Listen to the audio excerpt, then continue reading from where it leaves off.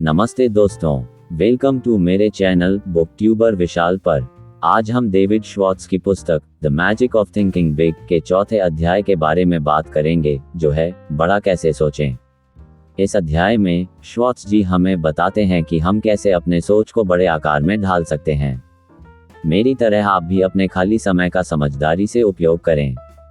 अपनी दैनिक दिनचर्या के साथ साथ कोको एफएम ऐप पर असीमित audio book, historical, business, self help, personal finance और बहुत कुछ सुनें। कोड FMRMT 85 का उपयोग करें और एक ईयर पर प्रीमियम सदस्यता पर 50% की छूट पाएं। मैंने वीडियो के डिस्क्रिप्शन में कोको एफएम का लिंक दिया है। चैप्टर 4, बड़ा कैसे सोचें। लही में मैंने एक बड़ी औद्योगिक कंपनी के रोजगार विशेषज्ञ से चर्चा की। यह विशेषज्ञ हर साल 4 महीने कॉलेजों में हाथ जाकर वहां के प्रतिभाशाली सीनियर छात्रों को अपनी कंपनी के जूनियर एग्जीक्यूटिव प्रशिक्षण कार्यक्रम के लिए चुनती थी। उसकी बातों से लगा जैसे वह छात्रों के रवैये से निराश थी। मैं हर दिन 8 से 12 ऐसे कॉलेज सीनियर्स का इंटरव्यू लेती हूं जो हमारे साथ काम करना चाहते हैं। हम स्क्रीनिंग इंटरव्यू में जिस बात पर सबसे ज्यादा ध्यान देते हैं वह होती है उनकी प्रेरणा, उनका प्रयोजन। हम ये जानना चाहते हैं कि क्या यह आदमी कुछ साल बाद हमारे लिए बड़े प्रोजेक्ट कर सकता है, हमारे ब्रांच ऑफिस या फैक्ट्री को संभाल सकता है, या किसी और तरीके से कंपनी के लिए बड़ी जिम्मेदारी उठा सकता है। मुझे ये कहना पड़ेगा कि मैं जिन लोगों से चर्चा करती हूँ उनमें से ज्यादातर सीनियर्स के व्यक्तिगत लक्ष्यों को देखकर मैं खुश नहीं हूँ। आपको ये जानकर हैरत होगी कि यह 22 साल के लड़के हमारी बाकी किसी चीज से ज्यादा हमारे रिटायरमेंट प्लान में रुचि लेते हैं। उनका दूसरा पसंदीदा सवाल होता है, क्या मुझे घूमने को मिलेगा। उनमें से ज्यादातर लोगों के लिए सफलता शब्द सुरक्षा का पर्यायवाची होता है। हम इस तरह के लोगों को अपनी कंपनी से जोड़ने का जोखिम क्यों उठाएं? आज के युवा बाकी बातों में तो इतने आधुनिक हो गए हैं, लेकिन मेरी समझ में यह नहीं आता कि वे अब भी अपने भविष्य के बारे में इतना संकुचित रवैया क्यों रखते हैं। हर दिन अवसर बढ़ते जा रहे हैं। वैज्ञानिक और औद्योगिक क्षेत्रों में हमारा देश रिकॉर्ड तरक्की कर रहा है। हमारी जनसंख्या तेजी से बढ़ रही है। अगर अमेरिका में तरक्की का कोई युग है तो यही है। अब अगर इतने सारे लोगों की सोच इतनी छोटी है तो इसका मतलब ये हुआ कि अगर आप सचमुच बड़ा सोचते हैं तो आपके सामने बहुत कम प्रतियोगिता है और आपके लिए एक बहुत बड़े करियर का रास्ता खुला हुआ है। सफलता के मामले में लोगों को इंच या पौंड के हिसाब से नहीं नापा जाता, नहीं उन्हें कॉलेज की डिग्रियों से या पारिवारिक पृष्ठभूमि के पैमाने से नापा जाता है, उन्हें तो उनकी सोच के आकार से नापा जाता है। आप कितना बड़ा सोचते हैं, यही आपकी उपलब्धियों के आकार को तय करता है। देखते हैं कि हम किस तरह अपनी सोच को बड़ा कर सकते हैं। कभी आपने खुद से पूछकर देखा है, मेरी सबसे बड़ी कमजोरी क्या है? शायद इंसान की सबसे बड़ी कमजोरी खुद का मूल्यांकन कम करने की होती है, यानी कि खुद को सस्ते में बेचने की कमजोरी। आत्म मूल्यांकन में कमी अनगिनत तरीकों से साफ दिखती है। जॉन अखबार में एक नौकरी का विज्ञापन देखता है। वह इसी तरह की नौकरी करना चाहता है, परंतु वह इसके लिए कोई कोशिश नहीं करता क्योंकि वह सोचता है, मैं इस नौकरी के लिए पर्याप्त योग्य नहीं हूँ, इसलिए कोशिश करने की मेहनत क्यों करूँ। या जिम जोन के साथ डेटिंग पर जाना चाहता है, परंतु वह उससे नहीं पूछता क्योंकि उसे लगता है कि वह तैयार नहीं होगी। टॉम को लगता है कि मिस्टर रिचडूस उसके माल के अच्छे ग्राहक हो सकते हैं, परंतु टॉम मिस्टर रिचडूस से मिलने नहीं जाता। उसे लगता है कि मिस्टर रिचर्ड्स जैसे बड़े आदमी उससे नहीं मिलेंगे। पीट नौकरी का आवेदन भर रहा है। उसमें एक प्रश्न पूछा जाता है, आप शुरुआत में कितनी तनख्वाह चाहेंगे? पीट एक छोटी सी रकम लिख देता है क्योंकि उसे लगता है कि वह इससे ज्यादा तनख्वाह के योग्य नहीं है, जबकि वह इससे ज्यादा तनख्वाह पाना चाहता है। हजारों सालों से दार्शनिक हमें यह अच्छी सलाह देते आ रहे हैं, खुद को जानें। परंतु ज्यादातर लोग इस सलाह का मतलब ये निकालते हैं कि खुद के नकारात्मक पहलू को जानें। ज्यादातर आत्म मूल्यांकनों में लोग अपनी गलतियों, कमियों, अयोग्यताओं की लंबी सी मानसिक सूची बना लेते हैं। हमें अपनी कमियां पता हों, अच्छी बात है। इनसे हमें ये पता चलता है कि हमें इन क्षेत्रों में सुधार करना है। परंतु अगर हम सिर्फ अपने नकारात्मक पहलू को ही जान पाएं तो हम परेशानी में फंस जाएंगे। हमारा मूल्य अपनी नजरों में कम हो जाएगा। यहाँ एक अभ्यास दिया गया है जिससे आप अपने सच्चे आकार को नाप सकते हैं। मैंने इसे एग्जीक्यूटिव्स और सेल्स पर्सनल के अपने प्रशिक्षण कार्यक्रमों में आजमाया है। ये वाकई काम करता है। 1. अपने 5 प्रमुख गुणों को तय करें। किसी निष्पक्ष दोस्त की मदद लें, जैसे आपकी पत्नी, आपका सीनियर, आपका प्रोफेसर, कोई समझदार व्यक्ति जो आपको सच्ची राय दे सके। गुणों के उदाहरण हैं शिक्षा, अनुभव, तकनीकी योग्यता, हुलिया, संतुलित घरेलू जीवन, रवैया, व्यक्तित्व, लीडरशिप की योग्यता। 2. हर गुण के सामने अपने उन 3 परिचित व्यक्तियों के नाम लिख लें जो बेहद सफल हैं, परंतु उनमें ये गुण उतनी मात्रा में नहीं है जितनी मात्रा में ये गुण आप में है। इस अभ्यास को पूरा कर लेने पर आप पाएंगे कि आप किसी न किसी बात में कई सफल लोगों से आगे हैं। ईमानदारी से आप एक ही निष्कर्ष पर पहुंच सकते हैं, आप जितना सोचते हैं आप उससे बड़े हैं। इसलिए आप अपनी सोच को भी अपने असली आकार के हिसाब से बना लें। उतना ही बड़ा सोचें जितने बड़े आप हैं, और कभी खुद को सस्ते में न बेचें। जो व्यक्ति अचल शब्द के लिए दुर्भेद्य शब्द का प्रयोग करता है या बचत की जगह मितव्ययिता शब्द का प्रयोग करता है, उसके बारे में हम ये जान जाते हैं कि उसकी शब्दावली का दायरा बड़ा है। परंतु क्या उसके पास एक बड़े चिंतक की शब्दावली है? शायद नहीं। जो लोग कठिन शब्दों का प्रयोग करते हैं, जो लोग ऐसे अलंकारिक वाक्यों का प्रयोग करते हैं जिन्हें समझने में आम लोगों को कठिनाई होती है, वे दरअसल दिखावटी और घमंडी लोग होते हैं। और दिखावटी लोग आमतौर पर छोटे चिंतक होते हैं। किसी व्यक्ति की शब्दावली का महत्वपूर्ण पैमाना उसके शब्दों की संख्या या आकार नहीं है। असली महत्व की बात तो यह है कि उसके शब्दों का उस पर और सामने वाले पर क्या प्रभाव पड़ रहा है। यहाँ एक मूलभूत बात बताई जा रही है, हम शब्दों और वाक्यों में नहीं सोचते हैं, हम तस्वीरों और या बिंबों में सोचते हैं। शब्द विचारों के लिए कच्चा माल हैं। जब इन्हें बोला जाता है या पढ़ा जाता है तो हमारा दिमागी कंप्यूटर इन शब्दों को अपने आप तस्वीरों में बदल लेता है। हर शब्द, हर वाक्य आपके दिमाग में एक अलग तस्वीर बनाता है। अगर कोई यह कहता है जिम ने एक नया स्प्लिट लेवल खरीदा है, तो हमारे दिमाग में एक अलग तस्वीर बनती है। परंतु अगर आपको बताया जाता है जिम ने एक नया रैंच हाउस खरीदा है, तो आपके दिमाग में दूसरी ही तस्वीर बनती है।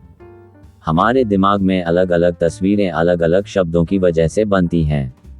इसे इस तरीके से देखें, जब आप बोलते हैं या लिखते हैं तो आप एक तरह से दूसरे लोगों के दिमाग में फिल्में दिखाने वाले प्रोजेक्टर का काम कर रहे हैं, और आप जिस तरह की फिल्म दिखाएंगे, सामने वाले पर आपका प्रभाव वैसा ही पड़ेगा।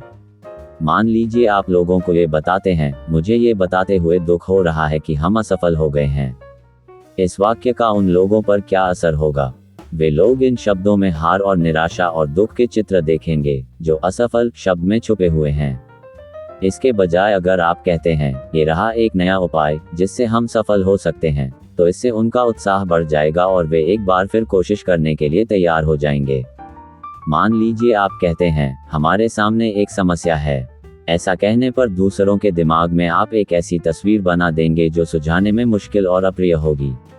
इसके बजाय ये कहें, हमारे सामने एक चुनौती है, और इस वाक्य से आप एक ऐसी मानसिक तस्वीर बना देते हैं जिसमें आनंद है, खेल है, करने के लिए कुछ अच्छा है। या किसी समूह से कहें, हमने काफी बड़ा खर्च कर डाला और लोगों को लगता है कि खर्च हुआ पैसा कभी वापस नहीं लौटेगा। निश्चित रूप से यह नकारात्मक वाक्य है। इसके बजाय ये कहें, हमने काफी बड़ा निवेश किया है, और लोग एक ऐसी तस्वीर बना लेंगे जिसमें बाद में लाभ लौटता हुआ दिखता है, और यह एक बहुत सुखद दृश्य होता है। मुद्दे की बात यह है, बड़े चिंतकों में अपने और दूसरों के मस्तिष्क में सकारात्मक, प्रगतिशील और आशावादी तस्वीरें बनाने की कला होती है। बड़ी सोच के लिए हमें ऐसे शब्दों और वाक्यों का प्रयोग करना चाहिए जो बड़े, सकारात्मक मानसिक चित्र प्रदान कर सकें। नीचे बाएं हाथ के कॉलम में कुछ वाक्य दिए गए हैं जिनसे छोटे, नकारात्मक, निराशाजनक विचार उत्पन्न होते हैं। दाएं हाथ के कॉलम में उसी परिस्थिति को बड़े, सकारात्मक अंदाज में प्रस्तुत किया गया है। पढ़ते समय खुद से पूछे, मैं किस तरह के मानसिक चित्र देख रहा हूँ? छोटे, नकारात्मक मानसिक चित्र उत्पन्न करने वाले वाक्य। 1. इससे कोई फायदा नहीं होगा, हम हार चुके हैं। बड़े, सकारात्मक मानसिक चित्र उत्पन्न करने वाले वाक्य। 1. हम अभी हारे नहीं हैं, हम कोशिश करते रहेंगे, ये रहा एक नया उपाय जिससे हम सफल हो सकते हैं। छोटे वाक्य। 2. मैंने पहले भी यह बिजनेस किया था और मैं इसमें असफल हो गया था, मैं अब दोबारा भूलकर भी कोशिश नहीं करूंगा। बड़े वाक्य। मैं एक बार इसमें जरूर असफल हुआ था, परंतु उसमें गलती मेरी ही थी। अब मैं एक बार फिर कोशिश करके देखूंगा और उस गलती को नहीं दोहराऊंगा। छोटे वाक्य। 3, मैंने कोशिश करके देखा है परंतु यह माल बिकता ही नहीं है। लोग इसे नहीं खरीदना चाहते। बड़े वाक्य। अब तक मैं यह माल नहीं बेच पाया हूँ परंतु मैं जानता हूँ कि यह अच्छा है और मैं ऐसा फॉर्मूला ढूंढ ही लूंगा जिससे ये धड़ाधड़ बिकने लगे। छोटे वाक्य। 4, बाजार माल से अटा पड़ा है। सोचिए, 75% संभावित माल तो पहले ही बिक चुका है। बेहतर है कि मैं इससे बाहर निकल आऊं। बड़े वाक्य। सोचिए, 25% बाजार तो खुला पड़ा है। मैं बिल्कुल कोशिश करूंगा, ये बहुत बड़ा अवसर है। छोटे वाक्य। 5, उनके ऑर्डर छोटे होते हैं, मैं अब उनके पास नहीं जाऊंगा। बड़े वाक्य। उनके ऑर्डर अब तक छोटे हैं, मैं ऐसी योजना बनाता हूं जिनसे वे मुझसे और ज्यादा माल खरीदें। छोटे वाक्य। 6, आपकी कंपनी में चोटी पर पहुंचने में मुझे 5 साल लगेंगे और 5 साल बहुत लंबा समय है, मेरी इसमें कोई रुचि नहीं है। बड़े वाक्य। 5 साल का समय ज्यादा नहीं होता, जरा सोचिए, इसके बाद भी मेरे पास चोटी के पद पर रहने के लिए 30 साल का समय बचता है। छोटे वाक्य। 7, प्रतियोगी कंपनी के पास हर लाभ है, मैं उनके विरुद्ध अपना माल कैसे बेच सकता हूँ। बड़े वाक्य। प्रतियोगी कंपनी दमदार है, मैं इससे इनकार नहीं करता परंतु किसी के पास भी पूरे लाभ नहीं होते। हम बैठकर सोचें और ऐसा तरीका खोजें जिससे हम उन्हें हरा सकें। छोटे वाक्य। 8, कोई भी वह माल नहीं खरीदेगा। बड़े वाक्य। वर्तमान स्वरूप में शायद इसे न बेचा जा सके परंतु हम कुछ परिवर्तनों के बारे में विचार करके इसे बेच सकते हैं। छोटे वाक्य। 9, हम तब तक इंतजार करें जब तक मंदी नहीं आ जाती, फिर हम स्टॉक खरीदेंगे। बड़े वाक्य। हम अभी निवेश करते हैं, हम मंदी के बारे में भला क्यों सोचें, हम समृद्धि पर अपना पैसा क्यों न लगाएं। छोटे वाक्य। 10, मैं इस काम के लिए ज्यादा युवा बूढ़ा हूँ। बड़े वाक्य। युवा बूढ़ा होना एक फायदे की बात है। छोटे वाक्य। 11, यह उपाय सफल नहीं होगा, मैं ये साबित कर सकता हूँ। चित्र। अंधेरा, उदासी, निराशा, दुख, असफलता। बड़े वाक्य। यह उपाय सफल होगा, मैं ये साबित कर सकता हूँ। चित्र। चमक, आशा, सफलता, आनंद, विजय। बड़े चिंतक की शब्दावली विकसित करने के 4 तरीके। यहाँ 4 तरीके दिए जा रहे हैं जिनकी मदद से आप बड़े चिंतक की शब्दावली विकसित कर सकते हैं। 1, अपनी भावनाओं को व्यक्त करने के लिए बड़े, सकारात्मक, आशावादी शब्दों और वाक्यों का प्रयोग करें। जब कोई आपसे पूछता है, आप आज कैसा महसूस कर रहे हैं, और आप उसे जवाब देते हैं, मैं थका हुआ हूँ, मुझे सिर दर्द है, काश कि आज शनिवार होता, मेरा आज बहुत बुरा हाल है, तो आप अपनी स्थिति को अपने ही हाथों खराब कर रहे हैं। इसका अभ्यास करें, यह एक बहुत आसान बात है परंतु इसमें बहुत शक्ति है। जब भी कोई आपसे पूछे, आप कैसे हैं, या आप आज कैसा महसूस कर रहे हैं, तो जवाब में हमेशा कहें, बहुत बढ़िया, धन्यवाद, और आप कैसे हैं, या कहें, बेहतरीन या शानदार। हर मौके पर कहें कि आप बढ़िया महसूस कर रहे हैं और आप सचमुच बढ़िया महसूस करने लगेंगे और ज्यादा बड़ा भी। एक ऐसे व्यक्ति बने जो हमेशा बढ़िया महसूस करता है, इससे दोस्त बनते हैं। 2, दूसरे लोगों का वर्णन करते समय चमकीले, खुशनुमा, सकारात्मक शब्दों और वाक्यों का प्रयोग करें। ये नियम बना लें कि आप अपने सभी दोस्तों और सहयोगियों के लिए बड़े, सकारात्मक शब्दों का प्रयोग करेंगे। जब आप किसी के साथ किसी तीसरे अनुपस्थित व्यक्ति के बारे में बात कर रहे हों, तो आप उसकी बड़े शब्दों में प्रशंसा करें, हाँ, वह बढ़िया आदमी है। लोग कहते हैं उसका काम बहुत बढ़िया है। इस बात का बहुत ध्यान रखें कि आप उसकी बुराई न करें या घटिया भाषा का इस्तेमाल न करें। देर सवेर तीसरे व्यक्ति को पता चल जाता है कि आपने क्या कहा था, और आपने जो बुराई की थी वह आपको ही बुरा बना सकती है। 3, दूसरों का उत्साह बढ़ाने के लिए सकारात्मक भाषा का प्रयोग करें। हर मौके पर लोगों की तारीफ करें। अपनी पत्नी या अपने पति की हर रोज तारीफ करें। अपने साथ काम करने वालों की रोज तारीफ करें। अगर सच्ची तारीफ की जाए तो यह सफलता का औजार बन जाती है। इसका प्रयोग करें। इसका प्रयोग बार बार, हर बार करें। लोगों के हुलिये, उनके काम, उनकी उपलब्धियों, उनके परिवार की तारीफ करें।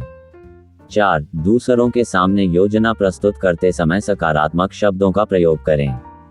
जब लोग इस तरह की बात सुनते हैं, मैं आपको एक अच्छी खबर सुनाना चाहता हूँ, हमारे सामने एक सुनहरा अवसर है, तो उनके दिमाग में आशा जाग जाती है। परंतु जब वे इस तरह की कोई बात सुनते हैं, चाहे आप इसे पसंद करें या न करें, हमें ये काम करना है, तो दिमाग की फिल्म बोझिल, बोरिंग हो जाती है और वे भी इसी तरह के हो जाते हैं। जीत का वादा करें और उनकी आंखों में चमक आ जाएगी।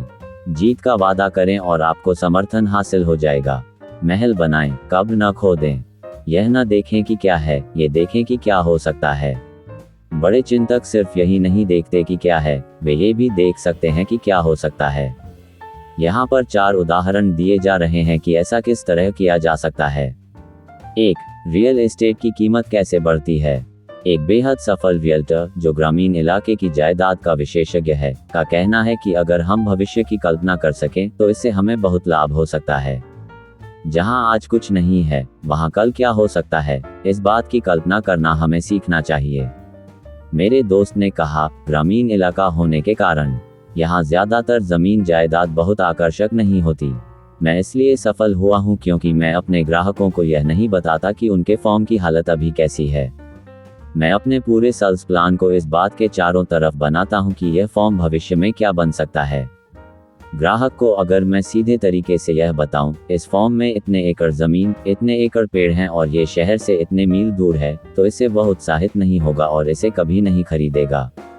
परंतु जब मैं उसे एक ऐसी योजना बताता हूं कि वह इस फॉर्म पर क्या क्या कर सकता है, तो वह इस फॉर्म को खुशी खुशी खरीद लेता है। मैं आपको बताता हूं कि मैं ऐसा किस तरह करता हूं। उद्धरण चिन्ह, उसने अपना ब्रीफकेस खोला और एक फाइल निकाली। ये फॉर्म, उसने कहा, अभी अभी हमारे पास आया है। ये भी बाकी फार्मों की तरह है। ये शहर से 43 मील की दूरी पर है। इसका घर टूटी फूटी हालत में है और पिछले 5 साल से यहाँ खेती नहीं हुई है। अब मैं आपको ये बताता हूँ कि मैंने क्या किया है। मैंने इस जगह का पूरा अध्ययन करने के लिए पिछले सप्ताह यहाँ 2 दिन गुजारे। मैंने इस पूरी जगह के कई चक्कर लगाए। मैंने पड़ोसी फार्मों को भी देखा। मैंने वर्तमान और प्रस्तावित हाईवे प्लान के संदर्भ में भी फॉर्म की लोकेशन को देखा। मैंने खुद से पूछा, ये फॉर्म किस बड़े काम के लिए उपयुक्त है। मुझे इसमें 3 संभावनाएं दिखीं। मैंने तीनों की योजना बना ली। उसने मुझे हर योजना दिखाई। हर योजना स्पष्ट थी और विस्तार से बनी थी। एक प्लान में सुझाव दिया गया था कि फॉर्म को घुड़सवारी के अस्तबल में बदल दिया जाए। इस प्लान में बताया गया था कि विचार दमदार है, शहर बढ़ रहा है, लोग गांव को ज्यादा पसंद करने लगे हैं, लोग मनोरंजन पर ज्यादा खर्च करने लगे हैं, सड़कें अच्छी हैं। इस प्लान में बताया गया था कि किस तरह यहाँ पर काफी घोड़े रखे जा सकते हैं जिससे घुड़सवारी से काफी आमदनी की जा सकती है। घुड़सवारी के अस्तबल का विचार काफी अच्छा और प्रेरक था। योजना को स्पष्ट, विस्तृत और दमदार होना चाहिए। मैं देख सकता था कि पेड़ों के बीच से गुजरते हुए 1 दर्जन दंपति घुड़सवारी का आनंद ले रहे थे। इसी तरीके से इस मेहनती सेल्समैन ने दूसरी विस्तृत योजना बनाई कि किस तरह इसे वृक्षों के फॉर्म में बदला जा सकता है, और तीसरी योजना थी कि यहाँ पर वृक्षों के फॉर्म के साथ साथ पोल्ट्री फॉर्म भी शुरू किया जा सकता है। अब जब मैं अपने ग्राहकों से चर्चा करता हूं तो मुझे उन्हें यह विश्वास नहीं दिलाना होता कि इसकी वर्तमान हालत में इस फॉर्म को खरीदना एक अच्छा सौदा है। मैं उन्हें एक ऐसी तस्वीर दिखाता हूं जिसमें फॉर्म पैसा बनाने वाला व्यवसाय बन जाता है। इससे मैं न सिर्फ ज्यादा फॉर्म बेच सकता हूं और ज्यादा तेजी से बेच सकता हूं, बल्कि जायदाद बेचने के मेरे तरीके का एक और फायदा भी है। मैं अपने प्रतियोगियों से ज्यादा कीमत पर फॉर्म बेच सकता हूं। लोग जमीन और एक विचार के लिए जो कीमत देते हैं वह सिर्फ जमीन के लिए दी गई कीमत से स्वाभाविक तौर पर ज्यादा होती है। इसी कारण ज्यादातर लोग अपने फार्मों को मेरे यहाँ से बेचना चाहते हैं और हर बिक्री पर मेरा कमीशन बढ़ता जाता है। इसका संदेश यह है, वर्तमान में चीजें कैसी हैं, ये देखने के बजाय ये देखें कि वे भविष्य में कैसी हो सकती हैं। कल्पना शक्ति से हर चीज ज्यादा कीमती बन जाती है। बड़ा चिंतक हमेशा इस बात की कल्पना कर लेता है कि भविष्य में क्या किया जा सकता है। वह केवल वर्तमान में ही नहीं उलझा रहता। 2. एक ग्राहक का कितना मूल्य होता है। एक डिपार्टमेंट स्टोर एग्जीक्यूटिव मैनेजरों की मीटिंग को संबोधित कर रही थी।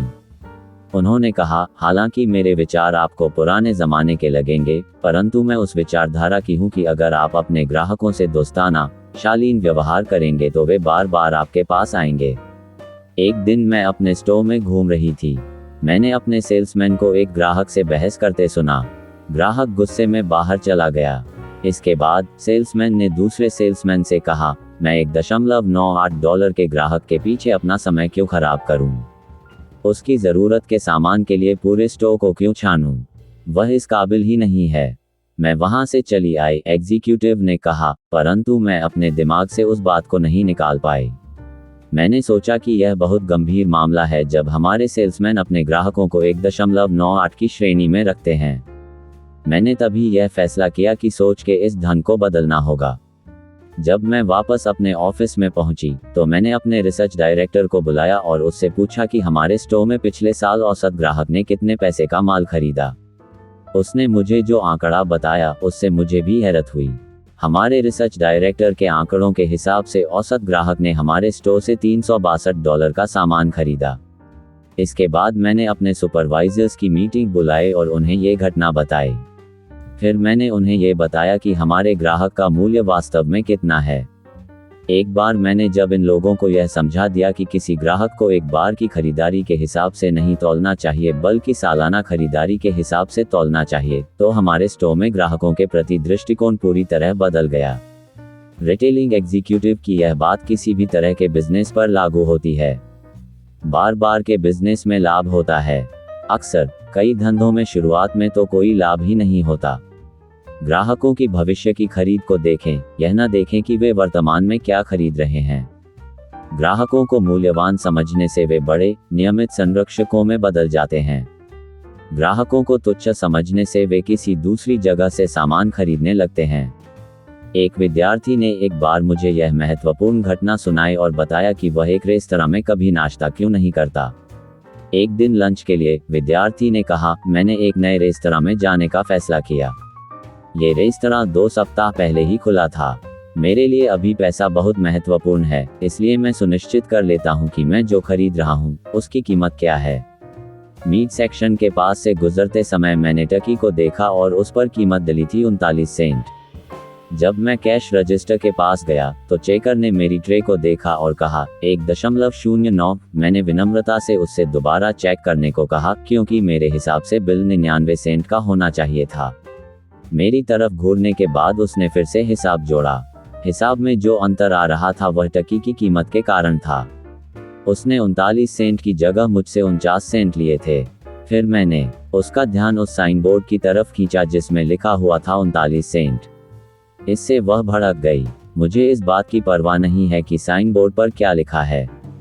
इसका दाम है 49 सेंट। देखिए, ये रही आज की मूल्य सूची। किसी ने शायद गलती से वहां पर साइन बोर्ड लगा दिया होगा। आपको 49 सेंट ही देने होंगे। फिर मैंने उसे यह समझाने की कोशिश की कि मैंने टर्की ली ही इसलिए थी क्योंकि इसका मूल्य 39 सेंट था। अगर इसका मूल्य 49 सेंट होता तो मैं इसकी जगह कोई दूसरी चीज ले लेता। इसके बाद भी उसका जवाब था, चाहे जो हो, आपको 49 सेंट देने होंगे। मैंने ऐसा ही किया क्योंकि मैं वहां खड़े रहकर तमाशा खड़ा नहीं करना चाहता था। परंतु मैंने उसी समय ये फैसला भी कर लिया कि मैं दोबारा उस रेस्तरां में नहीं जाऊंगा। मैं हर साल लंच पर $250 खर्च करता हूं और यह बात तो पक्की है कि मैं उस रेस्तरां में एक पाई भी खर्च नहीं करूंगा। ये छोटे नजरिए का एक उदाहरण है। चेकर ने कीमत का छोटा सा अंतर ही देखा, उसने संभावित $250 की सेल नहीं देखी। 3. अंधे दूध वाले का मामला। हैरत की बात है कि लोग किस तरह भावी संभावना के प्रति अंधे होते हैं। कुछ साल पहले एक युवा दूध वाला हमारे घर पर दूध के बिजनेस के सिलसिले में आया। मैंने उसे समझाया कि हमारा दूध वाला अच्छा दूध देता है और हम उसकी सेवाओं से संतुष्ट हैं। फिर मैंने उसे सुझाव दिया कि वह पड़ोस की महिला से पूछ ले। इसके जवाब में उसने कहा, मैंने पड़ोस की महिला से पहले ही बात कर ली है, परंतु वे लोग 2 दिन में 1 क्वार्ट दूध ही लेते हैं और मैं इतनी कम रकम के लिए यहाँ रुकूं, ये फायदे का सौदा नहीं होगा। शायद आपकी बात सही हो, मैंने कहा, परंतु जब आप मेरी पड़ोसन से बात कर रहे थे, तो आपने यह नहीं देखा कि उस घर में दूध की मांग 1-2 महीने में बढ़ने वाली है। उनके यहाँ बच्चा पैदा होने वाला है, जो निश्चित रूप से काफी दूध पिएगा। उस युवक ने मेरी तरफ ऐसे देखा जैसे उसे घूंसा मार दिया गया हो और फिर उसने कहा, कोई इंसान कितना अंधा हो सकता है। कभी जो परिवार 2 दिन में 1 क्वार्ट दूध खरीदता था, आज वही परिवार 2 दिन में 7 क्वार्ट दूध खरीदता है, परंतु वह दूध वाला भविष्यदर्शी नहीं था। उस छोटे बच्चे के अब 2 छोटे भाई और 1 छोटी बहन और हो चुके हैं, और मुझे जानकारी मिली है कि उनके यहाँ एक और बच्चा पैदा होने वाला है। हम कितने अंधे हो सकते हैं। इसलिए ये देखें कि क्या हो सकता है, सिर्फ यही न देखें कि क्या है। जो स्कूल टीचर जिमी के सिर्फ वर्तमान व्यवहार के बारे में सोचेगा वह यही सोचेगा कि जिमी बदतमीज, पिछड़ा और गंवार है। परंतु अगर टीचर ऐसा सोचेगा तो इससे जिमी का विकास नहीं हो पाएगा। परंतु जो टीचर जिमी की संभावनाओं को देख सकेगा वही उसका विकास कर पाएगा। ज्यादातर लोग स्किड रो से गुजरते समय केवल हारे हुए शराबियों को देख पाते हैं, परंतु कुछ निष्ठावान लोग स्किड रो से गुजरते समय एक सुधरे हुए नागरिक की संभावना को भी देख सकते हैं। और चूंकि वे भविष्य की संभावना को देख पाते हैं, इसलिए वे यहाँ पर एक सफल सुधार कार्यक्रम शुरू कर पाते हैं। 4. कौन सी चीज आपका मूल्य तय करती है? कुछ सप्ताह पहले एक प्रशिक्षण सत्र के बाद एक युवक मुझसे मिलने आया और उसने मुझसे कहा कि वह मेरे साथ कुछ मिनट बात करना चाहता है। मैं इस युवक को जानता हूँ। इसकी उम्र अभी 26 साल है और यह बहुत ही गरीब घर से आया था। इसके अलावा मैं ये भी जानता था कि इसके शुरुआती वयस्क जीवन में इस पर मुसीबतों का पहाड़ टूटा था। मैं ये भी जानता था कि वह ठोस भविष्य के लिए खुद को तैयार करने का सच्चा प्रयास कर रहा था। कॉफी पीते हुए हमने उसकी तकनीकी समस्या का हल ढूंढ लिया और फिर हमारी चर्चा इस तरफ मुड़ गई कि किस तरह गरीब लोग भविष्य के प्रति आशावादी नजरिया रख सकते हैं। उसकी बातों ने इस सवाल का सीधा और बढ़िया जवाब दे दिया। मेरे पास बैंक में $200 हैं। क्लर्क की मेरी नौकरी में तनख्वाह ज्यादा नहीं है और न ही यह कोई जिम्मेदारी वाली नौकरी है। मेरी कार 4 साल पुरानी है और मैं अपनी पत्नी के साथ दूसरी मंजिल के एक छोटे से अपार्टमेंट में रहता हूँ। परंतु प्रोफेसर, उसने कहा, मैंने तय कर लिया है कि मेरे पास जो नहीं है उसे मैं अपनी राह में बाधा नहीं बनने दूंगा। उद्धरण चिन्ह। मैं उसकी बात पूरी तरह नहीं समझ पाया, इसलिए मैंने उसे विस्तार से उसका पूरा मतलब समझाने के लिए कहा। देखिए, उसने कहा, मैं काफी समय से लोगों का अध्ययन कर रहा हूं और मैंने यह पाया है, जो लोग गरीब होते हैं वे अपने वर्तमान को देखते हैं। वे सिर्फ अपने वर्तमान को ही देख पाते हैं। वे भविष्य को नहीं देख पाते, वे सिर्फ अपने घटिया वर्तमान को ही देख पाते हैं। मेरे पड़ोसी का उदाहरण लें। वह लगातार रोता रहता है कि उसकी तनख्वाह कम है, उसकी छत लगातार टपकती रहती है, प्रमोशन किसी दूसरे व्यक्ति को मिल जाते हैं, डॉक्टर के बिल लगातार बढ़ते जा रहे हैं। वह लगातार खुद को याद दिलाता रहता है कि वह गरीब है और इसलिए वह यह मान लेता है कि वह हमेशा गरीब ही बना रहेगा। वह इस तरह व्यवहार कर रहा है जैसे उसे जिंदगी भर उसी टूटे फूटे अपार्टमेंट में रहने की सजा मिली हो। मेरा दोस्त अपने दिल की बात बोल रहा था और एक पल रुकने के बाद उसने आगे कहा, अगर मैं अपने वर्तमान की तरफ देखूं, पुरानी कार, कम तनख्वाह, सस्ता अपार्टमेंट और हैमबर्गर का भोजन, तो मैं भी जल्दी ही निराश हो जाऊंगा। मैं देखूंगा कि मेरी हस्ती कुछ नहीं है और मैं जिंदगी भर बिना हस्ती वाला आदमी बना रहूंगा। परंतु मैं अपने भविष्य की कल्पना करता हूँ। मैं ये देखता हूँ कि मैं कुछ साल बाद क्या बन सकता हूँ। मैं अपने आप को क्लर्क के रूप में नहीं देखता, बल्कि एग्जीक्यूटिव के रूप में देखता हूँ। मैं अपने छोटे अपार्टमेंट को नहीं देखता हूँ, बल्कि मैं बढ़िया नए उपनगरीय घर को देखता हूँ। और जब मैं अपने भविष्य को इस तरह से देखता हूँ तो मैं ज्यादा बड़ा अनुभव करता हूँ और बड़ा सोच पाता हूँ। और मेरे पास इस बात का बहुत अनुभव है कि इससे फायदा होता है। क्या ये खुद को मूल्यवान बनाने की बढ़िया योजना नहीं है? ये युवक वास्तव में अच्छी जिंदगी की तरफ तेजी से बढ़ रहा है। उसने सफलता के इस मूलभूत सिद्धांत को अपने जीवन में उतार लिया है। आपके पास क्या नहीं है, यह महत्वपूर्ण नहीं होता। इसके बजाय यह महत्वपूर्ण होता है कि आपके पास भविष्य में क्या होगा। दुनिया हम पर कीमत का जो टैग लगाती है वह उस टैग के अनुरूप ही होता है जो हम खुद पर लगाते हैं।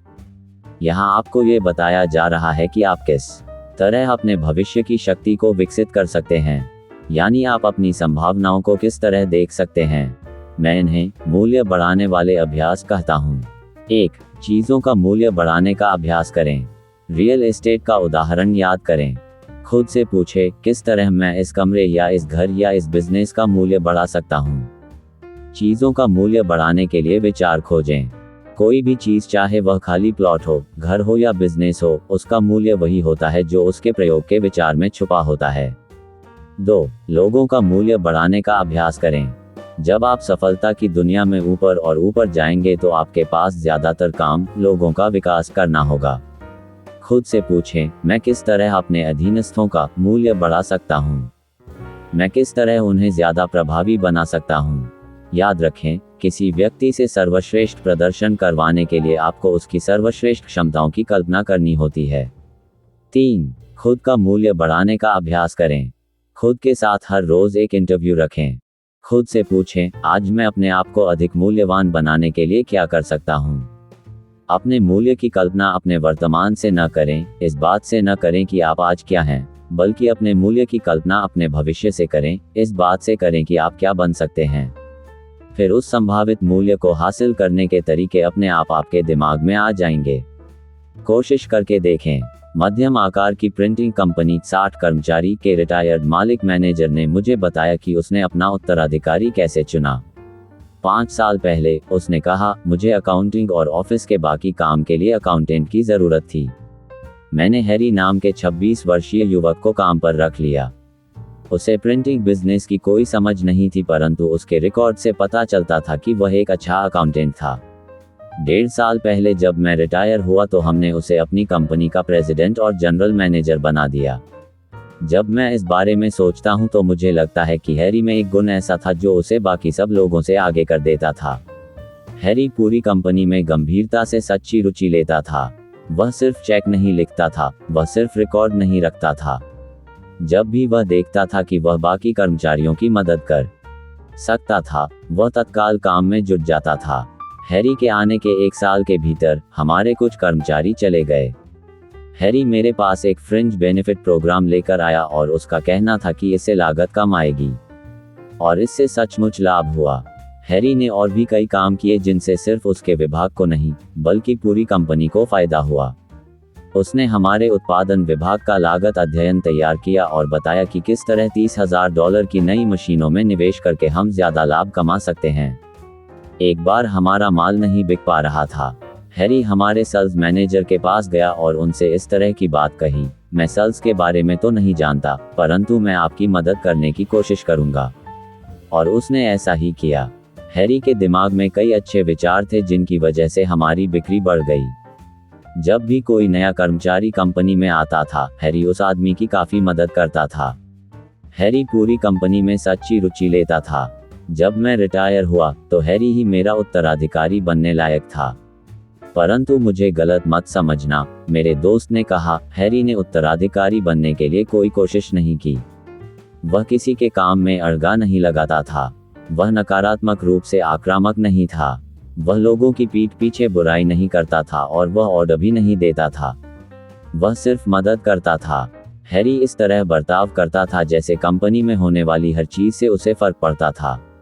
उसने कंपनी के बिजनेस को अपना बिजनेस मान लिया था। हैरी के उदाहरण से हम भी सीख सकते हैं। मैं अपना काम कर रहा हूं और यही काफी है वाला रवैया छोटी नकारात्मक सोच है। बड़े चिंतक अपने आप को टीम के सदस्य के रूप में देखते हैं और अकेले नहीं, बल्कि टीम के साथ जीतते या हारते हैं। वे जितनी मदद कर सकते हैं करते हैं, चाहे इसके बदले में उन्हें कोई सीधा लाभ हो रहा हो या न हो रहा हो।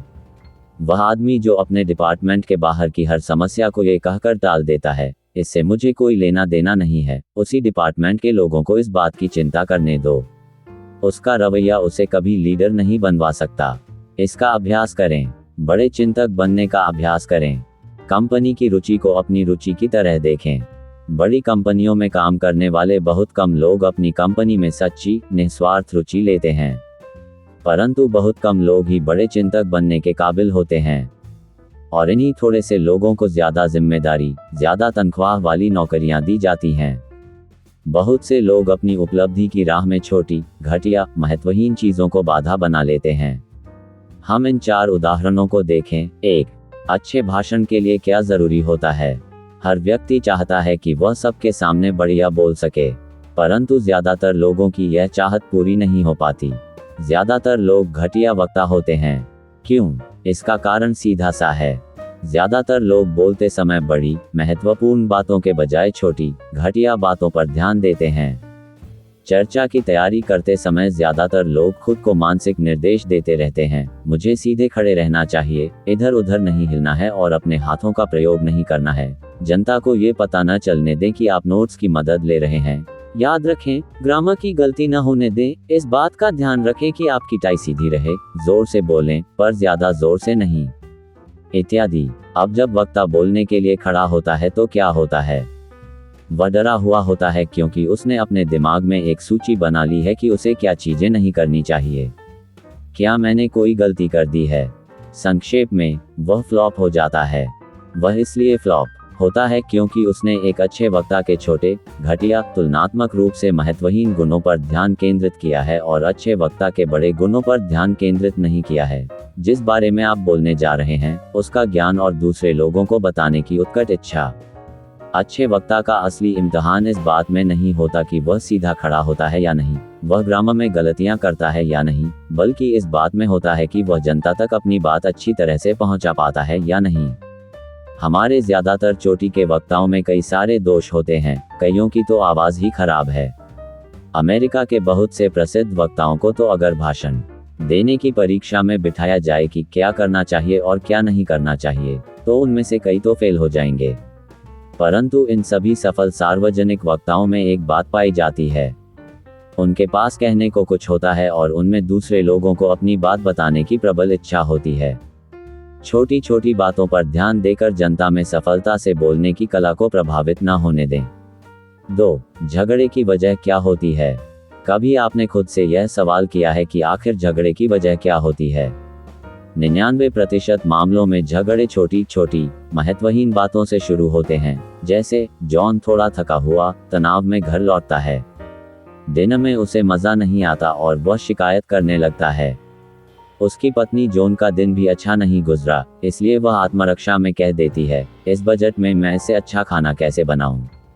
या अगर हमारे पास बाकी सब की तरह नया गैस स्टोव हो तो मैं इससे बेहतर खाना पका सकती हूँ। इससे जॉन का गर्व आहत हो जाता है और वह बदले में जॉन पर हमला कर देता है। देखो जॉन, सवाल पैसे की कमी का नहीं है, सवाल इस बात का है कि तुम्हें घर चलाना आता ही नहीं है। और फिर लड़ाई शुरू हो जाती है। जब तक शांति स्थापित होती है, तब तक दोनों ही पक्ष एक दूसरे पर तरह तरह के आरोप लगा चुके होते हैं। एक दूसरे के माँ बाप, सेक्स, पैसे, शादी से पहले के वादे, शादी के बाद के वादे और इसी तरह के दूसरे मामलों को बीच में लाया जाता है। दोनों ही दल युद्ध में तनावग्रस्त और नर्वस होते हैं। दोनों के मतभेद पूरी तरह नहीं सुलझ पाते और दोनों को ही अपनी अगली लड़ाई में इस्तेमाल करने के लिए नए हथियार मिल जाते हैं। छोटी छोटी चीजों की वजह से, छोटे चिंतन की वजह से ज्यादातर झगड़े होते हैं। इसलिए झगड़ों से अगर आप बचना चाहते हैं तो आपको छोटे चिंतन से बचना होगा। यहाँ एक आजमाई हुई तकनीक बताई जा रही है। किसी की शिकायत करने से पहले, उस पर आरोप लगाने से पहले, उसे डांटने से पहले, आत्मरक्षा में उस पर हमला करने से पहले खुद से पूछें, क्या ये वास्तव में महत्वपूर्ण है? ज्यादातर मामला महत्वपूर्ण होता ही नहीं है और आप झगड़े से बच जाते हैं। खुद से पूछें, क्या ये सचमुच महत्वपूर्ण है कि उसकी सिगरेट की राख बिखर गई या उसने टूथपेस्ट का ढक्कन नहीं लगाया था, वह शाम को देर से घर लौटा?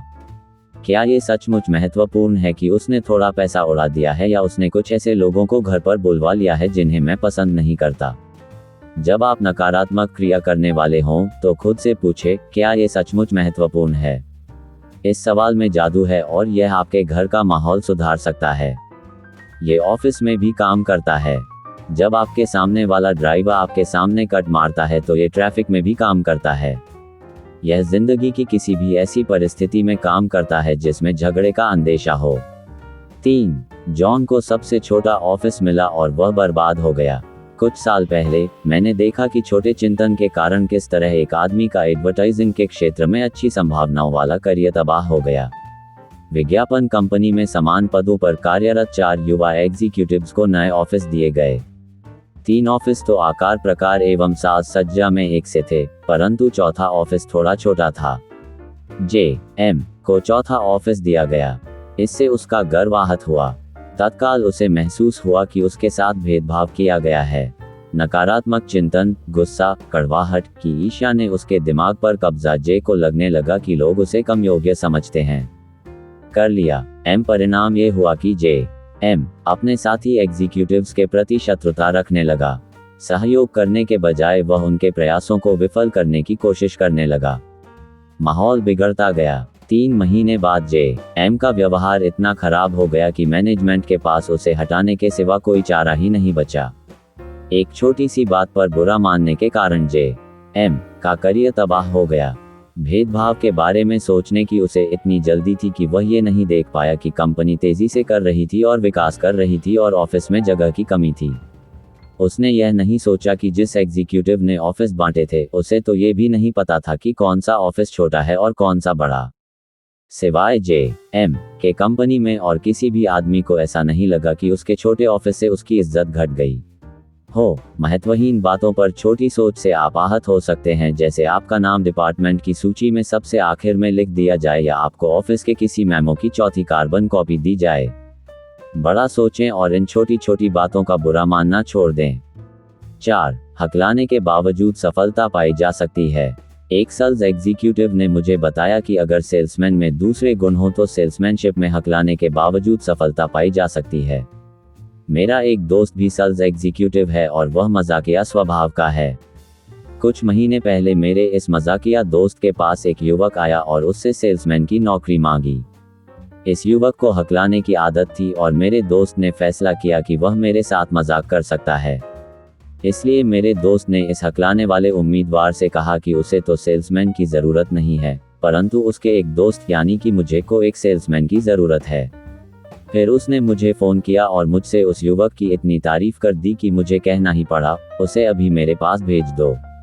30 मिनट बाद वह युवक मेरे सामने खड़ा था। उसके 3 शब्द बोलने से पहले ही मैं समझ गया कि मेरे दोस्त ने उसे मेरे पास क्यों भेजा था। मैं जग जयकार। उसने कहा, मिस्टर एक्स ने मुझे आपके पास नौकरी के लिए भेजा है। हर शब्द बोलने के लिए उसे संघर्ष करना पड़ रहा था। मैंने खुद से सोचा, यह आदमी $1 के नोट को वॉल स्ट्रीट में 90 सेंट में भी नहीं बेच पाएगा। मुझे अपने दोस्त पर गुस्सा आया, परंतु मुझे उस युवक से सच्ची हमदर्दी भी थी, इसलिए मैंने सोचा कि कम से कम उससे कुछ विनम्र प्रश्न तो पूछ लिए जाएं ताकि मैं कोई अच्छा सा बहाना बना सकूं कि मैं उसे काम पर क्यों नहीं रख सकता। चर्चा के दौरान मैंने पाया कि यह आदमी काम का था। उसमें बुद्धि थी, उसमें आत्मविश्वास था, परंतु इसके बावजूद मैं इस तथ्य को नहीं पचा पाया कि वह हकलाता था। आखिरकार मैंने उससे इंटरव्यू का आखिरी सवाल करने का फैसला किया, आपने ये कैसे सोचा कि आप इस जॉब में सफल हो पाएंगे? उसने जवाब दिया, मैं तेजी से सीख सकता हूँ, मैं लोगों को पसंद करता हूँ, मैं सोचता हूँ कि आपकी कंपनी अच्छी है और मैं पैसे कमाना चाहता हूँ। अभी में मेरे साथ हकलाने की समस्या है, परंतु इससे मुझे कोई परेशानी नहीं है, इसलिए मुझे नहीं लगता कि इससे किसी और को भी कोई परेशानी होगी। उसके जवाब ने मुझे बता दिया कि उसके पास सेल्समैन बनने की सचमुच महत्वपूर्ण योग्यता थी।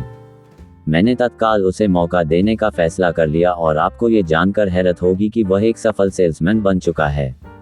उद्धरण चिन्ह, अगर बाकी बड़ी योग्यताएं हों तो बोलने वाले व्यवसाय में हकलाने की आदत भी आपकी सफलता की राह में बाधा नहीं बन सकती। इन 3 उपायों का अभ्यास करें ताकि आप छोटी छोटी बातों के बारे में सकारात्मक रूप से सोच सकें। 1. अपनी नज़र बड़े लक्ष्य पर लगाए रखें। कई बार हम उस सेल्समैन की तरह होते हैं जो सामान बेचने में असफल रहने के बाद अपने मैनेजर को बताता है, परंतु मैंने ग्राहक के सामने साबित कर दिया कि वह गलती पर था। बेचने में बड़ा लक्ष्य सामान बेचना होता है, बहस में जीतना नहीं होता।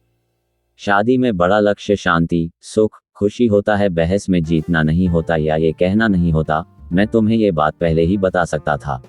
उद्धरण चिन्ह, कर्मचारियों के साथ काम करते समय बड़ा लक्ष्य उनकी पूरी क्षमता का उपयोग करना होता है, छोटी छोटी गलतियों पर उन्हें नीचा दिखाना नहीं होता। पड़ोसियों के साथ बड़ा लक्ष्य आपसी सम्मान और दोस्ती होता है, ये देखना नहीं होता कि उनका कुत्ता कभी कभार रात में भौंकता है, इसलिए उस कुत्ते को जंगल में छोड़ देना चाहिए। मिलिट्री की भाषा में कहा जाए तो संग्राम में हारकर युद्ध जीतना बेहतर होता है, संग्राम को जीतकर युद्ध हारना अच्छा नहीं होता। अपनी नज़र को बड़े लक्ष्य पर जमाए रखें। 2. खुद से पूछे, क्या ये सचमुच महत्वपूर्ण है? नकारात्मक रूप से उत्तेजित होने के बजाय अपने आप से पूछे, क्या यह मामला इतना महत्वपूर्ण है कि मैं इस बारे में इतनी चिंता करूं? अगर आप खुद से यह सवाल पूछेंगे तो आप छोटे छोटे मामलों पर कुंठित होने से बच सकते हैं। अगर हम झगड़े की परिस्थितियों में खुद से पूछें, क्या ये सचमुच महत्वपूर्ण है, तो हम कम से कम 90% झगड़ों से बच सकते हैं। 3. छोटेपन के जाल में न फंसें। भाषण देते समय समस्याएं पैदा करने के बजाय समस्याएं सुलझाएं। कर्मचारियों को सलाह देते समय उन्हीं बातों पर ध्यान केंद्रित करें जो महत्वपूर्ण हैं, जिनसे फर्क पड़ता है। सतही मुद्दों में उलझकर न रह जाएं। महत्वपूर्ण चीजों पर ध्यान केंद्रित करें। अपनी सोच का आकार नापने के लिए ये टेस्ट दें। नीचे बाएं कॉलम में कुछ आम स्थितियां दी गई हैं। बीच वाले और दाएं कॉलम में ये तुलना की गई है कि इसी स्थिति का सामना छोटे चिंतक और बड़े चिंतक किस तरह करते हैं।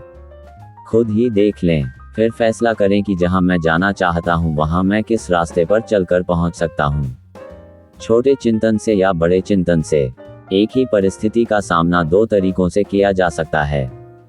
फैसला आपके हाथ में है। परिस्थिति, खर्च का अकाउंट। छोटे चिंतक की शैली 1. खर्च में कटौती करके आमदनी बढ़ाने के तरीके खोजता है। बड़े चिंतक की शैली 1.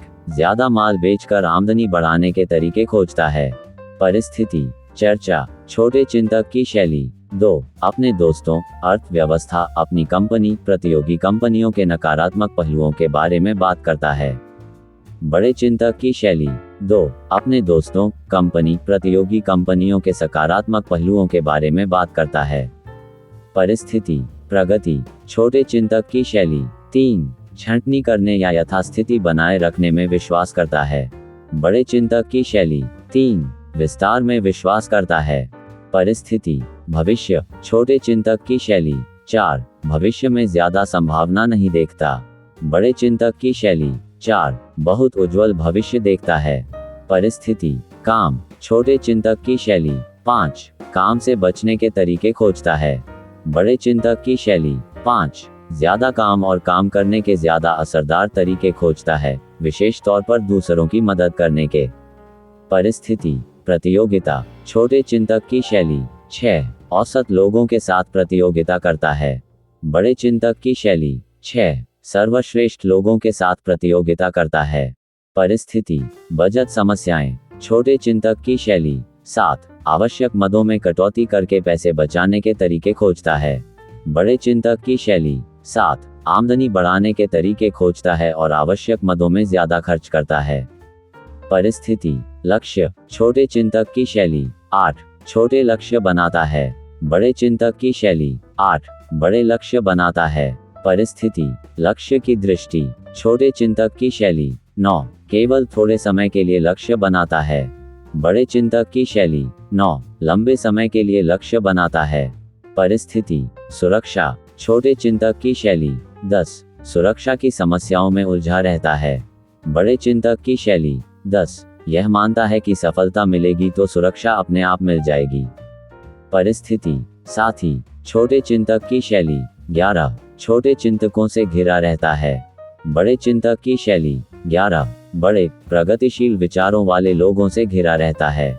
परिस्थिति, गलतियां। छोटे चिंतक की शैली 12. छोटी गलतियों को बड़ा चढ़ाकर दिखाता है, राय का पहाड़ बना देता है। बड़े चिंतक की शैली 12. महत्वहीन बातों, छोटी छोटी गलतियों को नजरअंदाज कर देता है। याद रखें, बड़ी सोच से हर तरह से फायदा होता है।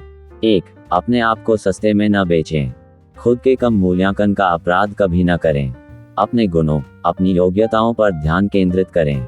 ये जान लें, आप जितना समझते हैं आप उससे कहीं बेहतर हैं। 2. बड़े चिंतक की शब्दावली का प्रयोग करें।